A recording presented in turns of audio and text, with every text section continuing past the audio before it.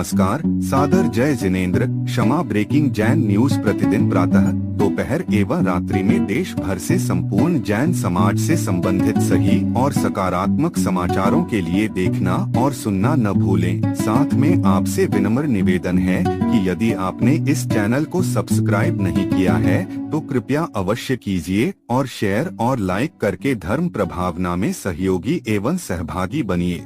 पांचों ऋषिराज के चरणों में मेरा और समस्त गुणायतन परिवार का त्रय बार नमोस्तु।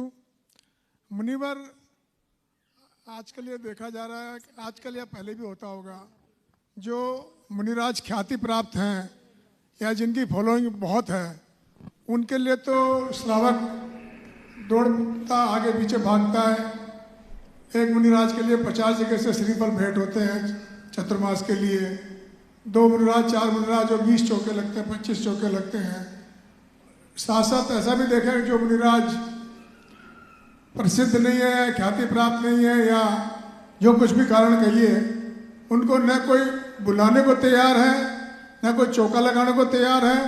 और स्थिति ऐसी है महाराज श्री, जैसे मैं जो समाज का अध्यक्ष होता है तो किसी का फोन आता है, ये महाराज जी आना चाहते हैं, बुला लीजिए, तो झूठ बोलना पड़ता है कि हमारे महिला समाज तैयार नहीं है, हमारे रिपेयर का काम चल रहा है। और हमारे लिए तो पंच परमेष्ठ सब महाराज सब मुनिराज बराबर है। और ये बड़े शहरों में परेशानी बहुत ज़्यादा है। अब जो भी समस्या है, जो भी है, लेकिन झूठ बोलना मुनि के लिए और मुनि को बुलाने के लिए मना करना, ये बड़ी विषम परिस्थिति है। देखिए, ये बात सत्य है कि साधु धर्मी होता है और हमें धर्मी का आदर करना चाहिए। अब धर्मी का आदर करने के लिए सभी समाजों के प्रमुखों को तो कम से कम ध्यान देना ही चाहिए। यदि साधुओं के निर्वाह में केवल ब्रांड खोजेंगे तो साधु परंपरा आगे कैसे बढ़ेगी। हर साधु की एक सी सामर्थ्य नहीं होती और हर साधु का एक समान पुण्य भी नहीं होता। साधु समाज से ही निकले हैं, तो क्या समाज में हर कोई एक से है क्या? बड़ा छोटा हर प्रकार की सामर्थ्य वाला व्यक्ति है और साधारण और सामान्य विशेष हर प्रकार की प्रतिभा और क्षमता वाले लोग भी हैं। जिस समाज से लोग निकल करके आए हैं, साधु समाज में भी तो यही असर होगा। तो पहली बात तो ये है कि समाज को साधुओं के निर्वाह के लिए तत्परता दिखानी चाहिए और झूठ तो बोलना ही नहीं चाहिए।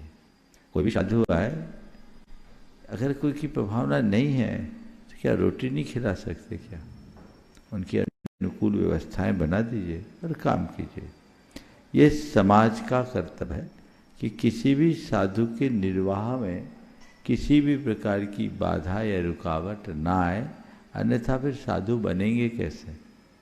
आप थोड़ा सोचिए, साधु जीवन कितना कठिन है और कितना दुर्लभ। कई जन्मों का पुण्य जब उमड़ता है तब कोई साधु मुद्रा धारण कर पाता है। और साधु साधु बना है किसके भरोसे? समाज के भरोसे। और समाज यदि विमुख होगी तो हमारा धर्म कहाँ जाएगा? इस पर ध्यान देना चाहिए। जहाँ तक दूसरा सवाल है, किसी के पीछे बहुत लोग हैं, किसी के पीछे कोई नहीं, तो ये हर व्यक्ति का अपना व्यक्तिगत पुण्य पाप होता है। अगर मेरा पुण्य प्रबल है तो मेरे पीछे लोग अपने आप आएंगे, मेरे बिना बुलाए आएंगे। वो मेरा धर्म नहीं बुला रहा, मेरा पुण्य उनको खींच रहा है, आएंगे, आने दीजिए। किसी के साथ ज्यादा जाए उसमें कोई एतराज नहीं, पर हाँ, किसी के साथ कोई ना जाए ये अच्छी बात नहीं। समूह पुण्य से आकर्षित होती है, पर समाज के प्रमुखों को धर्म से जुड़कर चलना चाहिए। जितने भी मंदिरों के प्रमुख हैं उनको धर्म देखना चाहिए और धर्म से जुड़कर अपने दायित्व का निर्वाह करना चाहिए। रहा सवाल, हर कोई नहीं आ रहा, जबरदस्ती तो आप भेजोगे नहीं, उत्साहित नहीं करोगे। समानांतर व्यवस्था बनाइए, किसी भी तरीके से उनका निर्वाह हो। और साधु वर्ग को चाहिए कि वे हमेशा इस बात को सोचे कि मैं मुनि क्यों बना, मैं साधना के लिए मुनि बना हूं, प्रभावना के लिए नहीं। गुरुदेव कहा करते थे प्रभावना की नहीं जाती, प्रभावना होती है। और मैं अगर सही साधना करूंगा ना तो बिना किए भी प्रभावना होगी और उसकी अमिट छाप पड़ेगी। साधुओं को अपने अंदर क्षमता रखना चाहिए, दूसरों से न तो लोगों को तुलना करनी चाहिए, न उन्हें खुद भी तुलना करनी चाहिए, न कंपैरिजन करना चाहिए, न कंपटीशन करना चाहिए, न होड़ रखनी चाहिए। अब हर साधारण साधु भी चाहता है कि मैं एक ही दिन में बड़ा बन जाऊं, और जब वो आकर के अपने फरमान समाज के सामने रखने लगता है तो समाज के लोग पीछे हटने लगते हैं। साधुओं को चाहिए जाए अपना धर्म ध्यान करे, और समाज आ जाए तो थोड़ा बहुत धर्म ध्यान करा दे, धीरे धीरे जुड़ेंगे लोग, और हो सकता है इतना जुड़ जाए कि वही लोग आपके आगे बिछने लगे। लेकिन इसके लिए साधु को थोड़ा समझदारी और धैर्य का परिचय देना चाहिए, समता का भी परिचय देना चाहिए।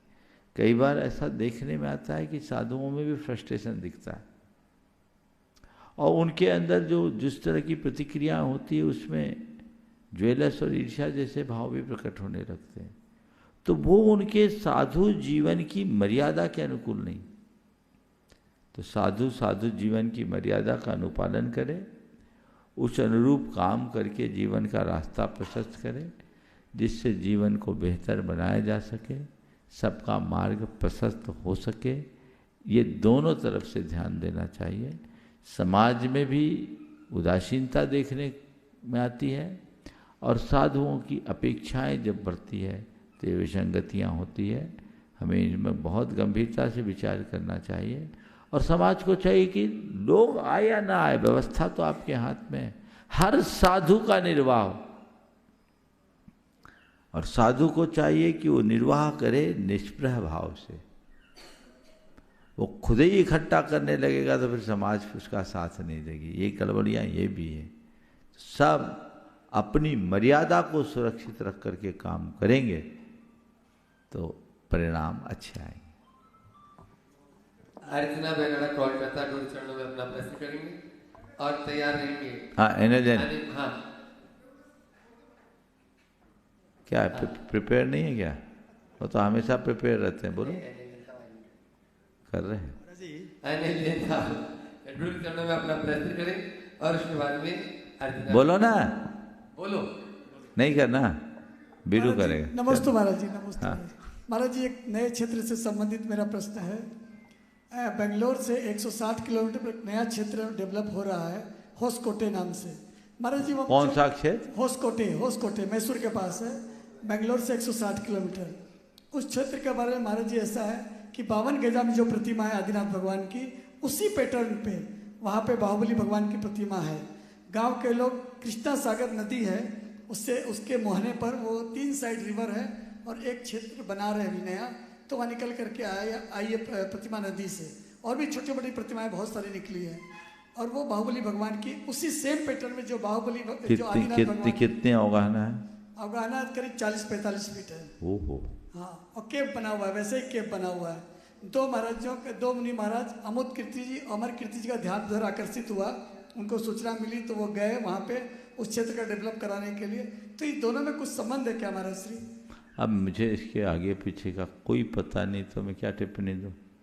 पहले मैं तो आज पहली बार आपके मुख से सुन रहा हूँ, क्योंकि ना मैं व्हाट्सअप देखता हूँ ना मीडिया देखता हूँ, तो मुझे कोई पता चलता है। जाने का मौका मिला। चलिए इसकी पूरी डिटेल जानकारी मिले तो देखा जाएगा। लेकिन ये बड़ा हर्ष का विषय है कि हमें कोई प्राचीन क्षेत्र मिला है और लोग मुनियों की प्रेरणा से उसे आगे बढ़ा रहे हैं। वहाँ पे लोग गाँव में शादी ब्याह करते थे महाराज श्री, चलिए पूजा अर्चना करते थे।